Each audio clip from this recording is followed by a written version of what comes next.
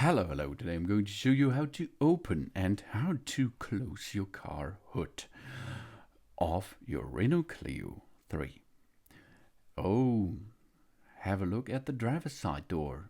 Yeah, there are the pedals. On the left side there is a lever. This lever you have to pull.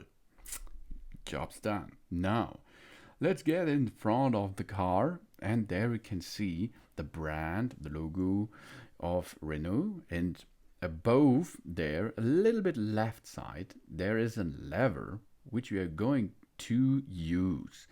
And after we unlock it by pushing it, left turn, there it is, the car hood is able to open, as you can see. Now we have to support it by the supporting stick. The supporting stick host is on the right side in front of it. Job's done. Now you can have some maintenance work under your car hood.